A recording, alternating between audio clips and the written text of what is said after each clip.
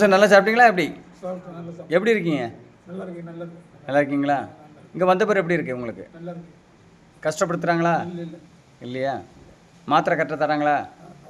ம் சரி. அம்மா நீங்கள் எப்படி இருக்கீங்க?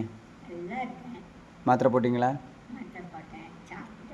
ம் எப்படி எப்படி இருக்கீங்க?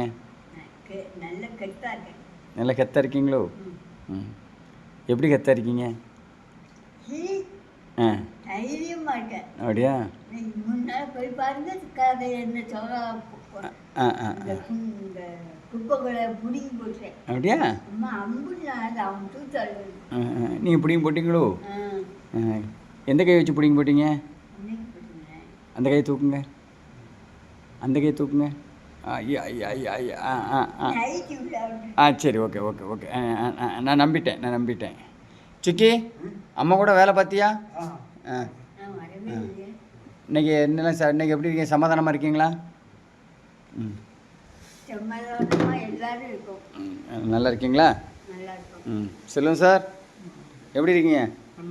மூணாரில் இந்த மாதிரி இங்கே ஹெத்தாக இருக்கா? நல்லா இருக்கீங்களா? தூக்கங்கள் எப்படி வருது? சரி. அனைவருக்கும் வணக்கம். தென்காசி மாவட்டம் தபித்தாள் என்கிற முதிர் இல்லத்தில் பங்களா சுரண்டையில் தான் இதை நடத்தி வரோம். அனைவரும் பார்க்குறாங்க, அனைவரும் சப்போர்ட் பண்ணுறாங்க.